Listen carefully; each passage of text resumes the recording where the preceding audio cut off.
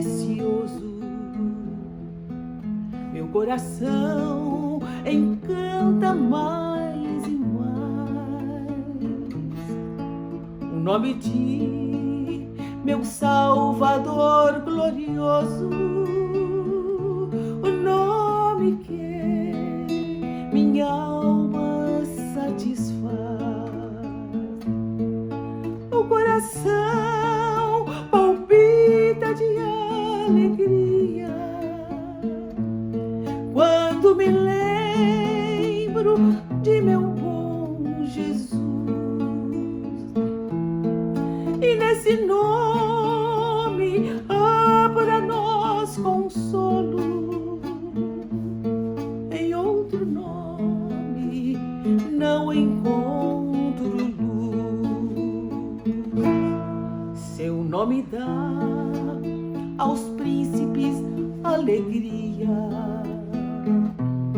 dispersa as luzes que a vida tem, aos fracos dá poder para a vitória, ao coração consolo traz também. Meu coração palpita de alegria quando me lembro de meu bom Jesus. E nesse nome há para nós consolo. Em outro nome não encontro luz. E nesse nome vive eternamente, embora os reis esquecidos são. A chuva, o sol é sempre resplandente, a todos dá do paz no coração. Meu coração palpita de alegria quando me lembro de meu bom Jesus. E nesse nome há para nós consolo. Em outro nome não encontro luz. Em outro nome não encontro luz. Olá, boa tarde, tudo bem? É um prazer estar com você de novo para mais um dos nossos estudos bíblicos virtuais. E nesta quinta-feira eu quero, conforme tínhamos prometido antes, iniciar o estudo sobre o livro de Êxodo. Êxodo, o segundo livro da Bíblia, o segundo livro do Pentateuco. Pentateuco, lembrando, são os 5 livros de Moisés, que constituem os 5 primeiros livros da Bíblia. O livro de Êxodo é um livro muito importante no contexto da história bíblica e para podermos entender a mensagem da Bíblia. Primeiro vamos começar com o título. O que significa Êxodo? Êxodo significa saída. Este livro fala da saída do povo de Deus, os israelitas, do Egito, onde eram escravos. Quero dar a você algumas passagens bíblicas fundamentais para entendermos o livro de Êxodo. A primeira é Êxodo, capítulo 3, versículos 1 a 14. A outra é Êxodo, capítulo 12, versículos 40 a 43. E a terceira é Êxodo, capítulo 14, versículos 8 a 31. Daqui a pouco nós vamos considerar parte dessas passagens. Qual é o tema do livro de Êxodo? O tema é libertação. Assim como Gênesis apresentou Deus como Criador, Êxodo apresenta Deus como libertador. Nós poderíamos também dividir o livro de Êxodo em 3 subtemas. O primeiro sendo escravidão, o segundo libertação e o terceiro revelação. E nós vamos estudar o livro de Êxodo a partir destes 3 subtemas. Escravidão envolve Israel no Egito e vai do capítulo 1 do livro de Êxodo até o capítulo 12, versículo 36. O povo israelita era escravo no Egito. Se você nos acompanhou no estudo de Gênesis e leu o livro de Gênesis, você deve saber que José, um dos 12 filhos de Jacó, foi vendido como escravo para o Egito e lá ele se tornou uma autoridade pela graça de Deus e foi colocado como vice-rei do Egito para administrar os bens de Faraó. E por causa de José, a família de Jacó imigrou para o Egito. Eles vieram de Canaã, onde estavam já assentados, e foram para o Egito. E ali este grupo cresceu muito. O faraó lhes havia dado a melhor parte da terra do Egito, que é a terra de Gósen, perto do delta do Nilo, que é a área mais rica do Nilo. E lá eles se desenvolveram e o número deles se multiplicou. E o faraó, que surgiu mais tarde, começou a ficar preocupado com aquilo, porque ele disse: este povo está crescendo muito rápido, esse povo é muito grande, daqui a pouco eles vão nos passar e também vão se aliar com nossos inimigos e vão acabar nos tirando do poder. E este faraó então os colocou sob o regime da escravidão. O povo de Israel ficou no Egito por cerca de 400 anos. Aqui mesmo em Êxodo diz que foram 430 anos. Nós sabemos se esses 430 anos também envolve o período anterior à sua escravidão, quando chegou a família de Jacó, ou se é só o período da escravidão, 430 anos. De toda maneira, como foram muitos anos e era um povo muito frutífero, cresceu, se multiplicou muito e por isso foram submetidos à escravidão por Faraó. E depois, passados então estes cerca de 400 anos, Deus chama Moisés para libertar o povo. Abra comigo sua Bíblia em Êxodo capítulo 3, versículos 1 a 14. Vamos ler o texto que mostra o chamado de Moisés. Êxodo capítulo 3, versículos 1 a 14. Diz assim a palavra do Senhor: Moisés apacentava o rebanho de Jetro, seu sogro, sacerdote de Midian, e levando o rebanho para o lado do deserto, chegou a Horebe, o monte de Deus. Ali o anjo do Senhor lhe apareceu numa chama de fogo, no meio de uma sarça. Moisés olhou e eis que a sarça estava em chamas, mas não se consumia. Então disse consigo mesmo: vou até lá para ver essa grande maravilha, porque a sarça não se queima. Quando o Senhor viu que ele se aproximava para ver, Deus do meio da sarça o chamou e disse: Moisés, Moisés. Ele respondeu: eis-me aqui. Deus continuou: não se aproxime, tire as sandálias dos pés, porque o lugar em que você está é terra santa. Disse mais: eu sou o Deus de seu pai, o Deus de Abraão, o Deus de Isaque e o Deus de Jacó. Moisés escondeu o rosto porque teve medo de olhar para Deus. Então o Senhor continuou: certamente vi a aflição do meu povo que está no Egito e ouvi o seu clamor por causa dos seus feitores. Conheço o sofrimento do meu povo. Por isso desci a fim de livrá-lo das mãos dos egípcios e para fazê-lo sair daquela terra e levá-lo para uma terra boa e ampla, terra que mana leite e mel, o lugar do Cananeu, do Eteu, do Amorreu, do Ferezeu, do Eveu e do Jebuseu. Pois o clamor dos filhos de Israel chegou até mim, e também veio a opressão, e também vejo a opressão com que os egípcios os estão oprimindo. Agora venha, e eu enviarei a Faraó, para que você tire do Egito o meu povo, os filhos de Israel. Então Moisés perguntou a Deus: quem sou eu para ir a Faraó e tirar do Egito os filhos de Israel? Deus respondeu: eu estarei com você, e este será o sinal de que eu o enviei. Depois que você tiver tirado o povo do Egito, vocês adorarão a Deus neste monte. Moisés disse para Deus: eis que, quando eu for falar com os filhos de Israel e lhes disser: o Deus dos seus pais me enviou a vocês, eles vão perguntar: qual é o nome dele? E então, o que lhes direi? Deus disse a Moisés: eu sou o que sou.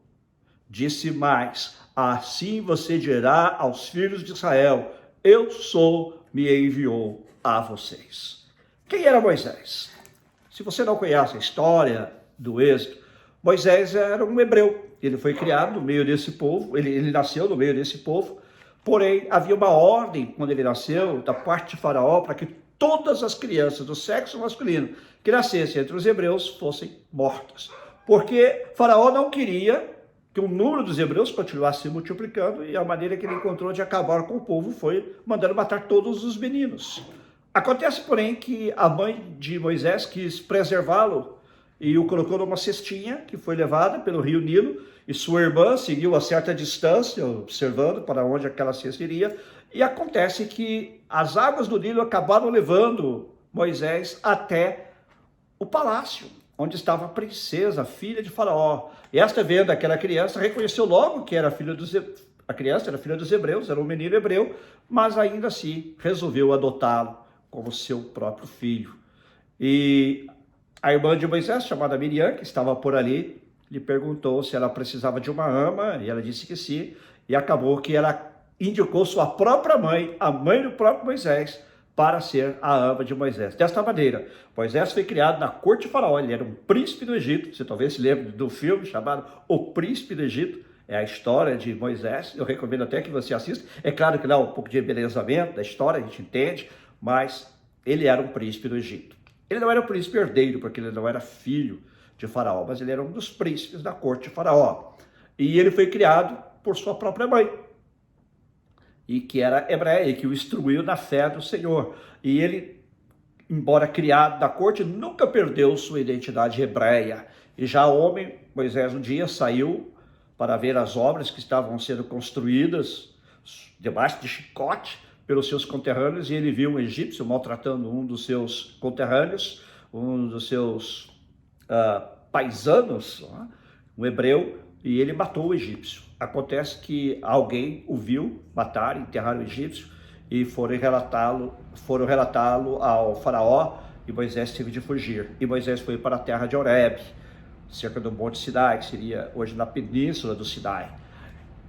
E ali ele ficou muitos anos, ele tinha 40 anos quando ele saiu do Egito, e ele ficou mais 40 anos ali no deserto, cuidando das ovelhas de seu sogro Jetro, até que Deus revelou a ele e disse: Moisés, você é o homem a quem eu quero que vá para libertar o meu povo da escravidão do Egito. Moisés colocou uma série de obstáculos, dizendo: eu não sou capacitado, eu não sou a pessoa indicada, mas a cada um dos obstáculos que ele colocava, Deus dava uma resposta. Você pode ler a história depois aí no capítulo 13, é muito linda a história. Mas basicamente aqui nós temos o chamado. Ele viu que havia uma sarça, um arbusto, que estava ardendo em chamas, mas não se queimava, não se destruía. E ele foi ver o que era. E quando ele chegou lá, Deus falou com ele: Moisés, Moisés. Ele disse: eis-me aqui.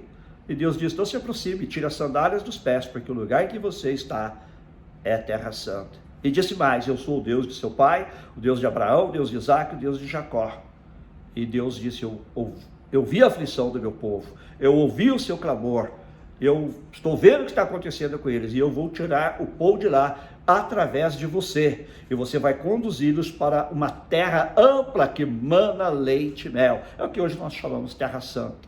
Naqueles dias era chamado Canaã, mais tarde veio a ser chamado Palestina, hoje é onde está o Estado de Israel, parte da Jordânia, parte do Líbano, toda aquela terra fazia parte da Canaã prometida por Deus a seu povo. Deus já havia prometido a Abraão, inclusive Deus havia dito a Abraão que seus descendentes seriam levados para o Egito, mas que um dia Deus os tiraria de lá. Então agora Deus está cumprindo o que ele prometeu a Abraão. E Deus então se revela a Moisés e o manda lá. Deus o chama para libertar o povo. E após Moisés colocar os seus obstáculos, Deus o levanta com grande poder, ele volta ao Egito, e ele vai e diz ao faraó: assim diz o Senhor, deixa o meu povo ir. E Faraó diz: quem é o Senhor? Quem é esse aí? Faraó, lembre-se, os faraós eram considerados deuses pelos egípcios. Ele diz: eu sou Deus aqui nesta terra. Quem é este Deus aí, este Senhor que diz para eu deixar o povo ir? E depois de altercar com o faraó várias vezes e ver que não dava resultado, Moisés consultou o Senhor e Deus disse: deixa comigo. E Deus então envia 10 pragas à terra do Egito. E estas 10 pragas causaram grande destruição do Egito. Foram pragas como talvez nunca vistas antes, não quanto à sua natureza, mas quanto à sua intensidade e fato de serem seguidas uma a outra. A primeira praga foi que as águas do rio Nilo se transformaram em sangue e ninguém podia beber e os peixes morreram. A segunda praga foram rãs. Creio que quando o rio secou, as rãs então que ali viviam, porque havia muito lodo naquela região ali do Vale do Nilo, que isso inclusive é a vida do Egito. Alguém disse que o Nilo é a vida do Egito, porque o rio dele se enche por 6 meses, depois quando as águas baixam fica aquele lodo que é muito fértil. Ali havia muitas rãs, e as rãs não podendo voltar para o rio, se espalharam pela terra. A terceira praga foi uma praga de piolhos que Deus mandou, coisa terrível, né? Mais tarde, a quarta praga, moscas. A quinta praga, peste nos animais. Os animais do Egito são afetados por aquela praga. A sexta praga, úlceras. A sétima, chuva de pedras, granizo, que caiu destruindo a terra. Oitava praga, pouco que restava aí da terra foi comido pelos gafanhotos. Nona praga, trevas que vieram sobre o Egito. Durante vários dias, durante 3 dias, o Egito esteve em completa escuridão. E finalmente, a 10ª praga, a morte de todos os primogênitos do Egito, inclusive o primogênito de Faraó. Quando Deus tocou Faraó, através da morte do seu primogênito, Faraó então consentiu em deixar o povo ir, deixar os israelitas saírem do Egito. E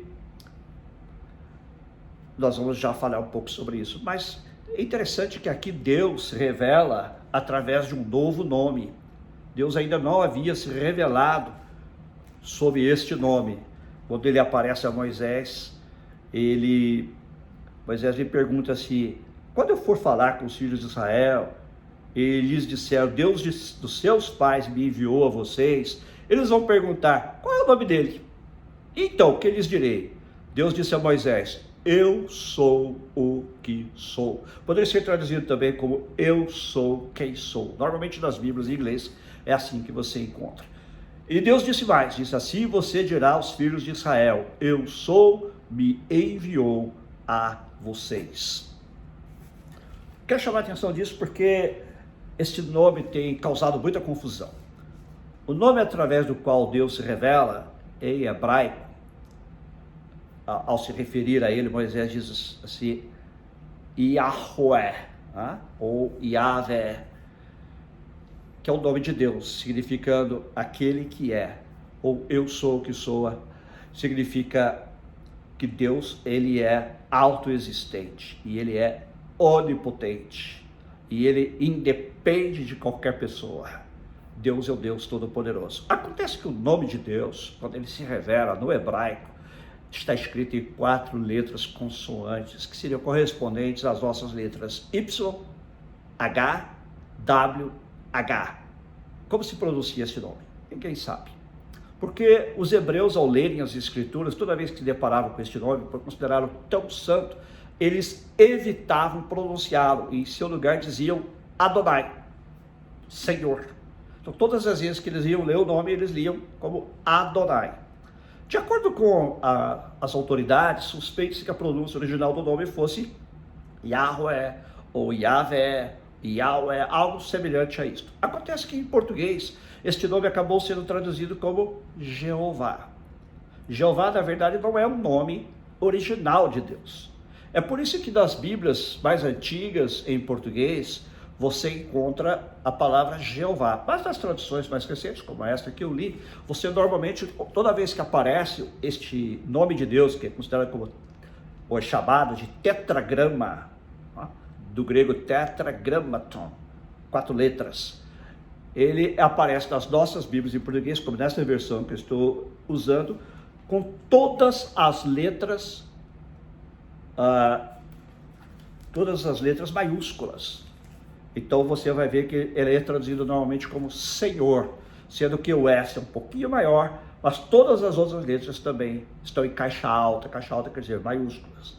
Tá? Então apenas para que você saiba disso, porque existem até grupos que exigem que Se você não pronuncia corretamente o nome de Deus, você não pode ser salvo. Ou se você não pronuncia corretamente o nome de Jesus, você não pode ser salvo. Há um grupo, não vou aqui mencionar, mas você já deve ter se deparado com eles, que exige que o nome de Deus seja conhecido como Jeová. Quando na verdade o nome nem é Jeová.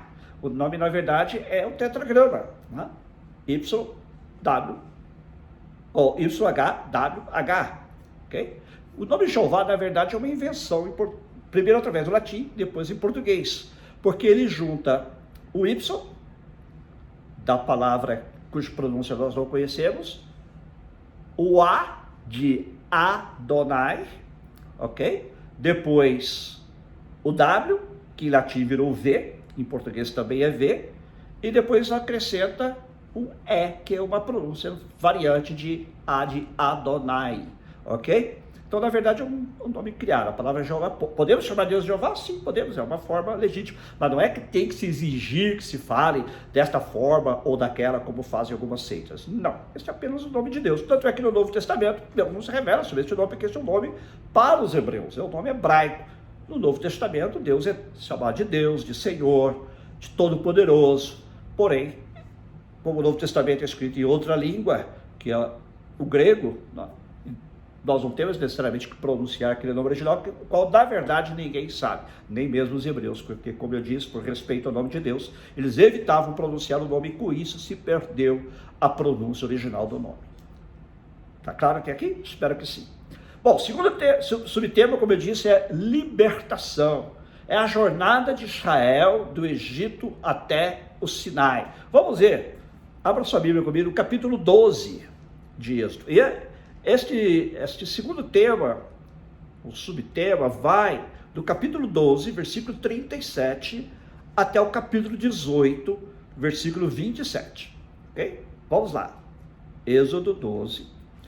O povo israelita sai do Egito após as 10 pragas, sob a liderança de Moisés. Quero que você leia comigo, que finalmente eles se preparam para sair e Deus lhes dá algumas instruções. Êxodo 12, versículos 40 a 43. Encontrou? Ora, o tempo que os filhos de Israel habitaram no Egito foi de 430 anos. Aconteceu que ao final dos 430 anos, nesse mesmo dia, todos os exércitos do Senhor saíram da terra do Egito. Esta noite será dedicada ao Senhor, porque nela os tirou da terra do Egito. Esta é a noite do Senhor, que todos os filhos de Israel devem comemorar de geração em geração. O Senhor disse a Moisés e Arão, Arão era irmão de Moisés, esta é a ordenança da Páscoa, nenhum estrangeiro comerá dela. Então, finalmente, após a passagem do anjo da morte, que mata todos os primogênitos do Egito, enquanto que os primogênitos de Israel são preservados, da mesma maneira que quando vieram as outras pragas, a terra do Egito, os animais do Egito, as pessoas do Egito sofriam, mas os israelitas da terra de Gósen eram protegidos por Deus e nada lhes acontecia. Aí finalmente vem, então, o anjo da morte, dizima os primogênitos, e finalmente o faraó diz, podem ir, saiam daqui imediatamente. E ele sai sob a liderança de Moisés. E Deus estabelece então que aquela noite da saída seria comemorada para sempre. É o que se chama Páscoa. Interessante porque em português nós temos uma palavra Páscoa, tanto para a Páscoa judaica como para a Páscoa cristã. Em inglês há duas palavras diferentes. A palavra para Páscoa, a Páscoa dos israelitas, é Passover. Porque este é o significado da palavra Páscoa, Passover, passar sobre, porque naquela noite o anjo do Senhor, o anjo da morte, passou sobre o Egito, matando os israelitas, mas protegendo matando os egípcios, porém protegendo aos israelitas. Então, daí o nome Páscoa, passagem, ok? Em inglês, apenas a título de curiosidade, a palavra para Páscoa cristã é outra, é Easter. Então deu uma ligação com a palavra Passover. Em hebraico, Pessah, que significa exatamente passagem. Então Deus fala, agora vocês vão passar a comemorar esta data anualmente, lembrando-se de como eu os tirei com a mão forte do Egito. Faraó deixou os israelitas saírem, porém, nem ele, nem os egípcios aceitaram a saída dos israelitas. Parece que ele começou a passar a cabeça e se perguntar, espera aí, estão deixando ir milhões de pessoas, calcula-se que eram cerca de 2 milhões de pessoas, estão deixando essa gente ir, eram nossos escravos, não tínhamos que pagar salário, era apenas dar uma comida para eles, um lugarzinho para morarem, e eles faziam tudo de graça para nós, e agora nós estamos deixando ir de jeito nenhum. E então Faraó ordena e os egípcios perseguem os israelitas, mas são derrotados por Deus. Os israelitas marcham em direção ao mar, alguns creem que é o Mar Vermelho, outros creem que é o Mar de Juncos, ou talvez fosse uma extensão do próprio Mar Vermelho, e eles marcham até se defrontar com o mar. Imagina a situação, eles têm o mar à sua frente, o exército de Faraó que agora vai atrás deles para persegui-los, matá-los e aqueles que não fossem mortos serem levados de volta ao Egito como escravos. Então o povo não sabe o que fazer. Então eu quero que agora você abra comigo em Êxodo capítulo 14, aquela passagem que eu citei antes, de Êxodo 14, 8 a 31. Não vamos ler todos os versículos, mas apenas alguns, para que você possa se localizar, né? E o versículo 9 diz assim, os egípcios perseguiram com todos os cavalos e carros de guerra de Faraó, seus cavaleiros e seu exército, e os alcançaram acampados junto ao mar, perto de Pi-Hahirote, diante de Baal-Zefon.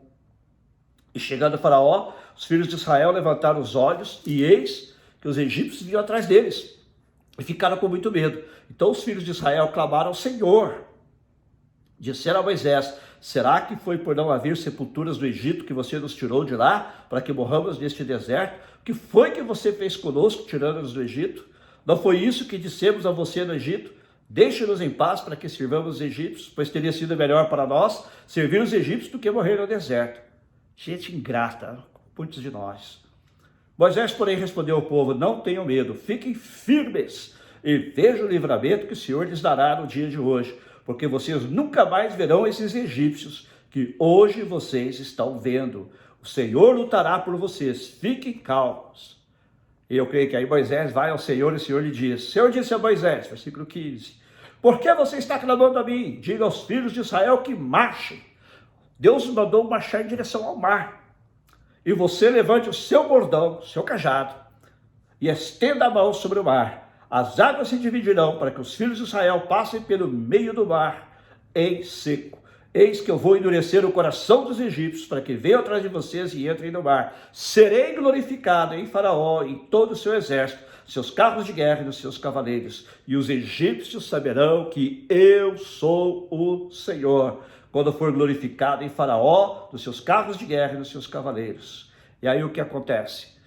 Moisés estende a sua mão, versículo 21, então Moisés estendeu a mão sobre o mar, e o Senhor, por um forte vento leste que soprou toda aquela noite, fez com que o mar se retirasse, tornando-se terra seca, e as águas foram divididas. Olha que coisa tremenda que Deus faz. E os filhos de Israel entraram pelo meio do mar em seco, e as águas foram qual muralha, qual muro, à sua direita e à sua esquerda. Os egípcios que os perseguiram entraram atrás deles, todos os cavalos de Faraó, seus carros de guerra, os seus cavaleiros estão no meio do mar. Na vigília da manhã, o Senhor, da coluna de fogo de nuvem, viu o acampamento dos egípcios e criou alvoroço no acampamento dos egípcios. Emperrou as rodas dos carros, ou seja, as carruagens dos egípcios, fazendo com que andassem com dificuldade. Então os egípcios disseram, vamos fugir da presença de Israel, porque o Senhor está lutando por eles contra os egípcios. E os israelitas já estavam do outro lado do mar, então o Senhor disse a Moisés, estenda a mão sobre o mar, para que as águas se voltem sobre os egípcios, sobre os seus carros de guerra e sobre os seus cavaleiros. Então Moisés estendeu a mão sobre o mar, e o mar, ao romper da manhã, retomou a sua força. Os egípcios fugiram de encontro a ele, e o Senhor jogou os egípcios para dentro do mar. As águas voltaram e cobriram os carros de guerra e os cavaleiros de todo o exército de Faraó, que os haviam seguido do mar. Nem ao menos um deles escapou com vida. Mas os filhos de Israel caminharam a pé enxuto pelo meio do mar, e as águas lhes eram quais muralhas, à sua direita e à sua esquerda. Assim o Senhor livrou Israel naquele dia das mãos dos egípcios. Israel viu os egípcios mortos na praia do mar. E Israel viu o grande poder que o Senhor havia usado contra os egípcios. E o povo temeu o Senhor e confiou no Senhor e em Moisés, seu servo. Que tremendo livramento Deus deu ao seu povo. Que tremendo livramento Deus deu ao povo israelita. Então aqui nós temos a libertação. O primeiro subtema foi escravidão, o segundo subtema, libertação. Deixa eu voltar um pouco. Semana passada eu disse que eu havia assistido a um documentário no canal do Smithsonian Institution. E ali eles falaram sobre as 10 pragas do Egito. E eles procuraram dar uma interpretação naturalista. Porém, não negaram que Deus poderia ter usado aqueles elementos. Eles disseram que, no seu entender, as 10 pragas do Egito foram causadas por uma erupção de um vulcão na ilha de Santorini, na Grécia. Naquele tempo tinha um nome diferente. E que todas aquelas pragas poderiam ter sido consequência dessa erupção. Deus poderia ter usado a erupção de vulcão? Claro, Deus é o Senhor da natureza. No princípio criou Deus os céus e a terra. Do Senhor é a terra e a sua plenitude. Do Senhor é a terra e tudo que dela se contém. Deus usa o que Ele quiser. E eu achei muito interessante que, embora eles tenham dado uma versão naturalista, no final o narrador diz: Deus pode ter usado esta erupção e as consequências da mesma para fazer com que as pragas acontecessem no Egito. Sem dúvida, Deus usa elementos naturais, porque todos os elementos que estão descritos na Bíblia são elementos naturais, com relação às 10 pragas. Porém, Deus os usa no momento certo, e isso é que é o agir de Deus, o mover de Deus. Deus usa coisas da natureza a seu favor e a meu favor. Isto é o que chamamos de milagre.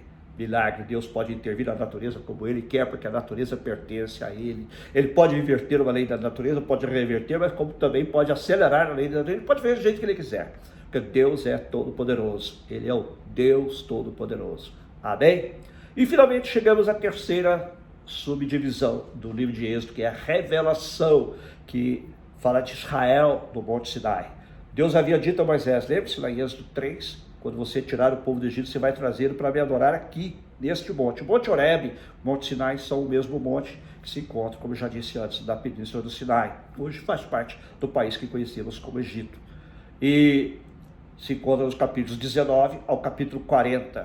E ali, do Monte Sinai, Deus revelou a sua vontade. Por isso essa terceira subseção estamos chamando de revelação. Deus revelou a sua vontade de 4 maneiras. Ele revelou a sua vontade através da lei. Ele deu a lei de Moisés, ou a lei de Deus. Na Bíblia é chamado alternadamente, ou alternativamente, de lei de Moisés e lei de Deus. Todos nós, quando pensamos na lei de Moisés, pensamos nos 10 mandamentos, que são, poderia dizer, o coração da lei. Porém, eu quero lhe dizer que a lei é muito mais do que os 10 mandamentos.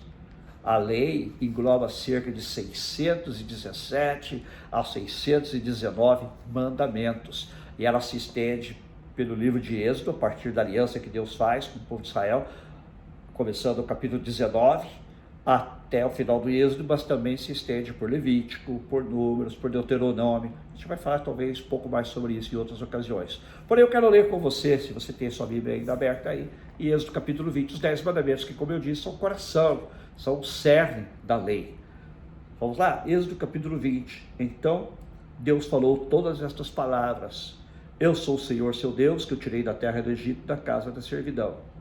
Primeiro mandamento: não tenha outros deuses diante de mim. Deus exige lealdade, fidelidade absoluta.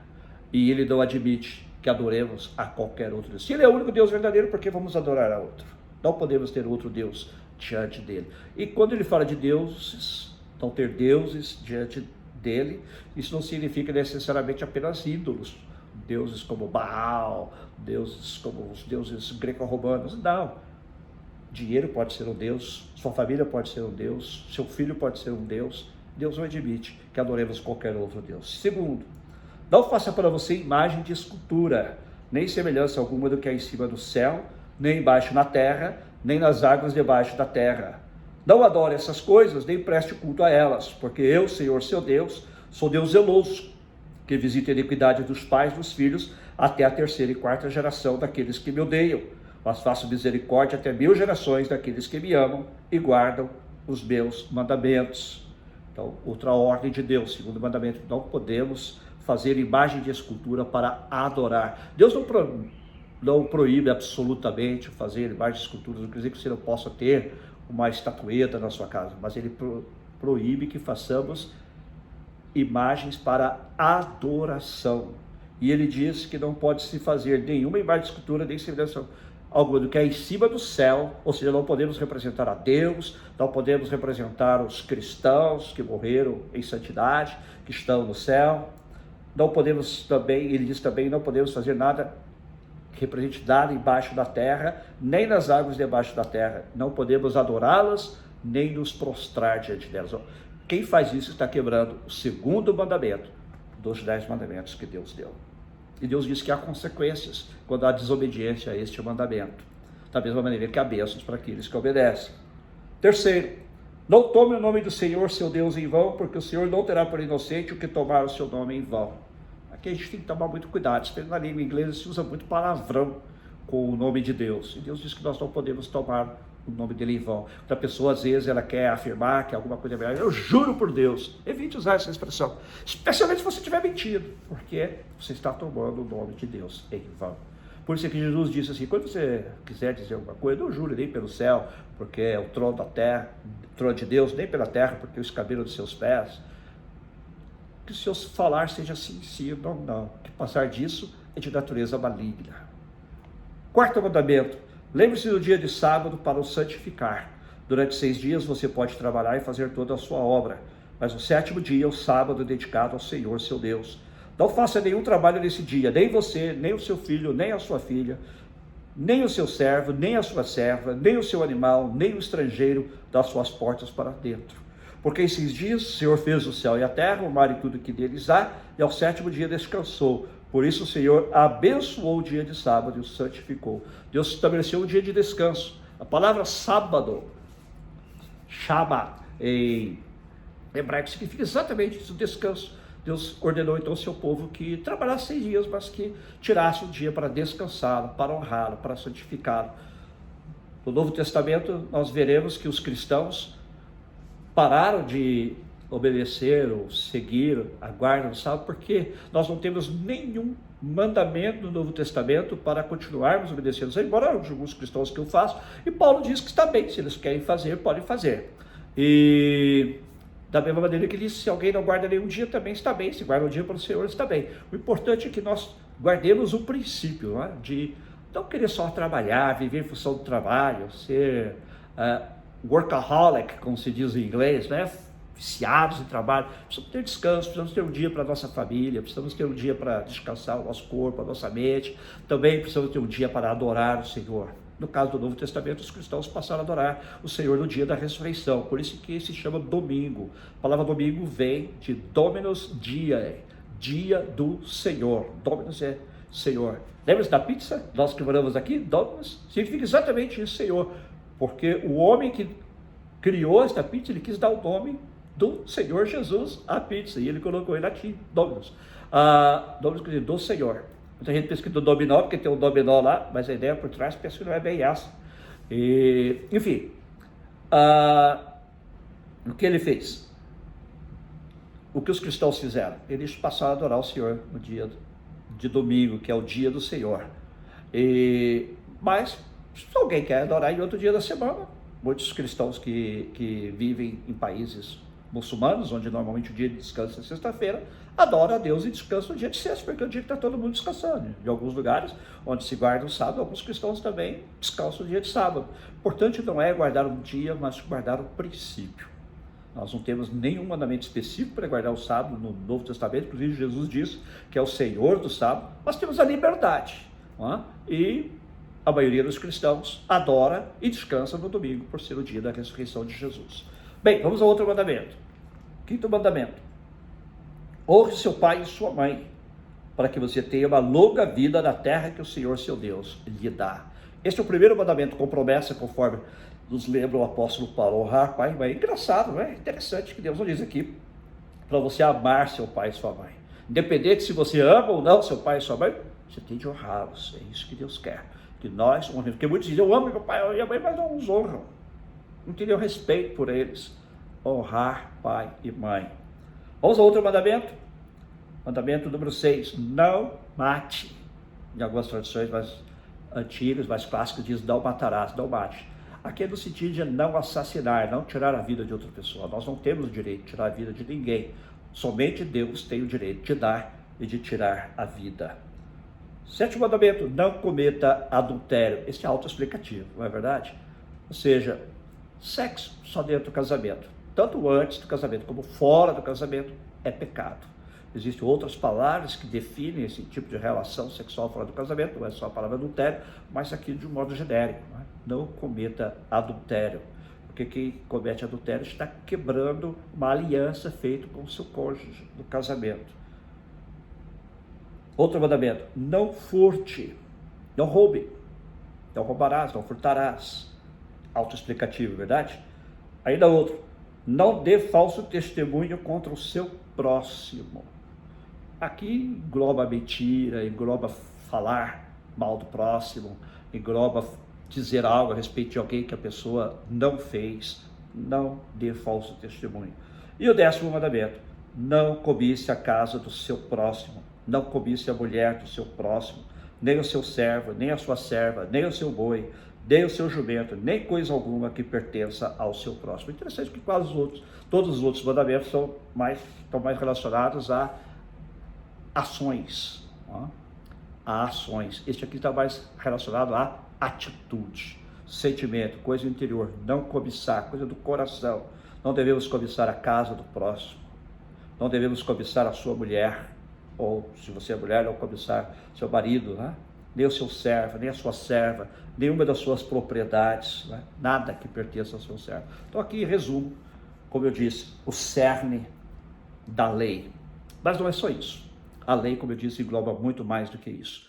A outra maneira como Deus revelou a sua vontade foi através do tabernáculo. Nós vamos falar mais sobre o tabernáculo quando chegarmos a Levítico, que é o tabernáculo, era uma tenda.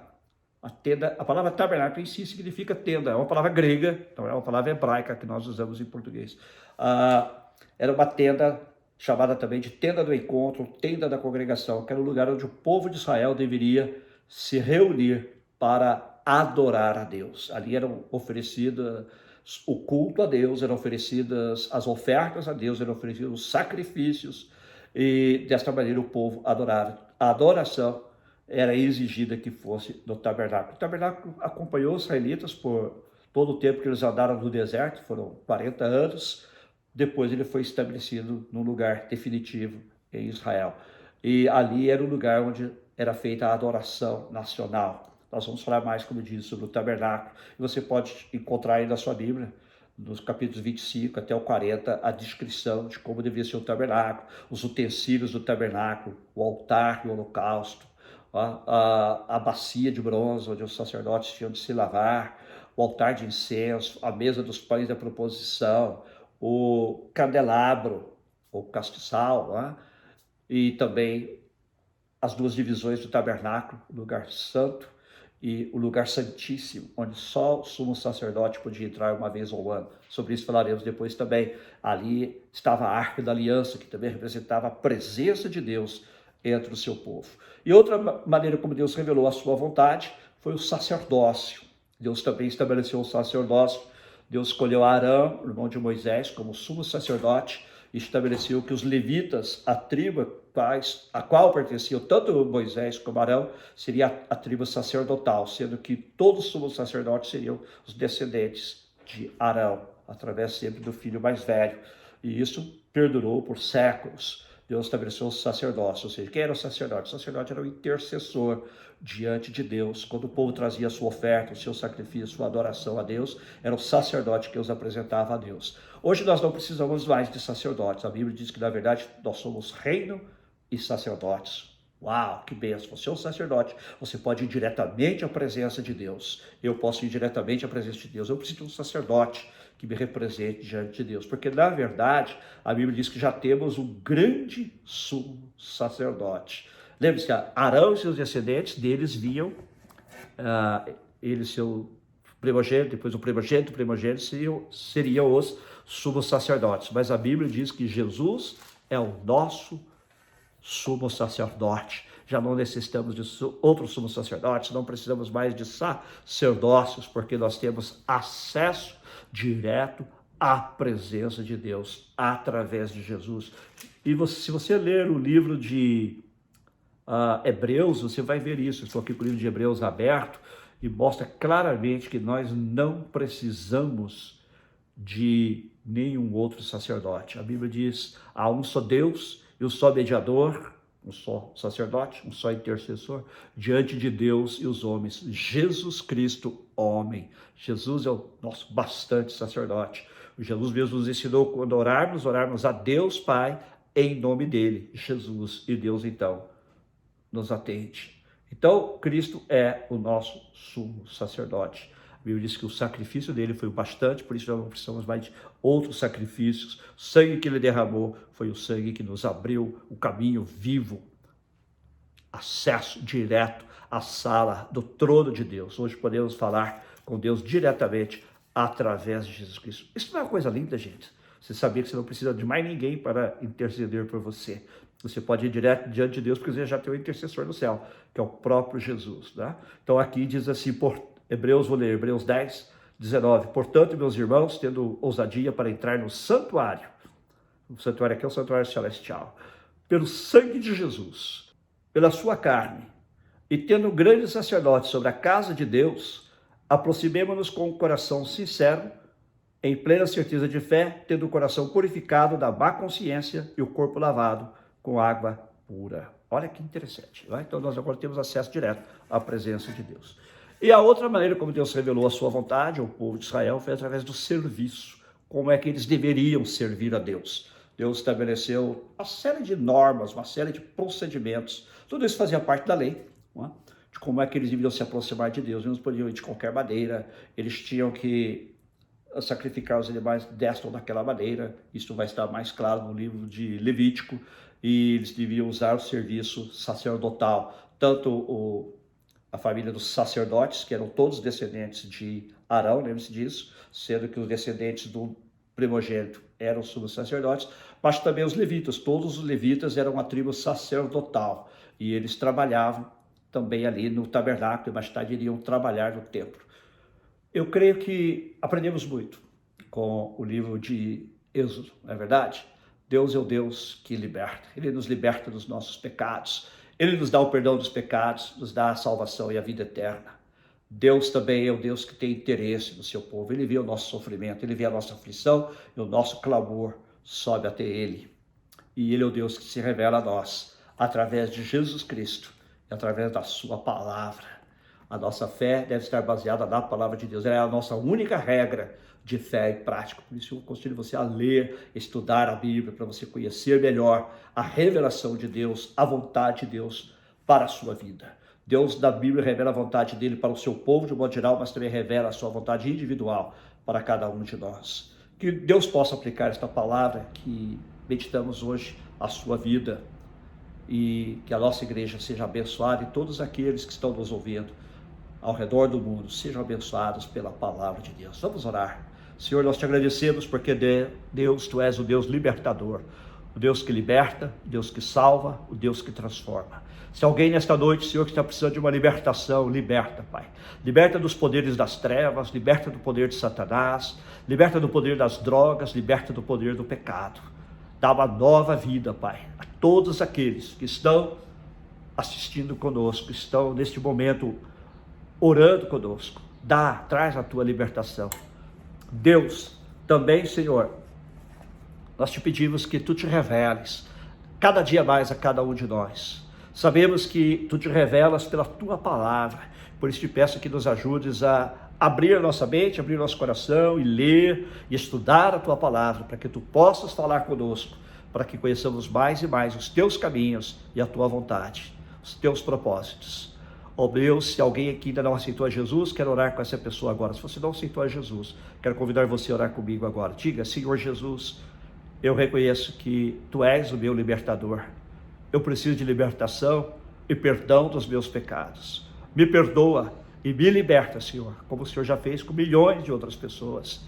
E dá-me, Senhor, o perdão dos meus pecados e a vida eterna. Recebe-me como Teu servo, seu meu Senhor e Salvador, e ajuda-me a andar nos Teus caminhos de hoje por diante. Em Teu nome, Jesus. Amém. Deus abençoe a cada um de vocês, Deus abençoe cada família. Domingo, assista o nosso culto, participe com a gente, 5:30 da tarde, horário de Los Angeles, e 9:30, horário de Brasília. E as nossas células e estudos virtuais, terças e quintas, às 7:30, horário daqui de Los Angeles, e 11:30, horário de Brasília.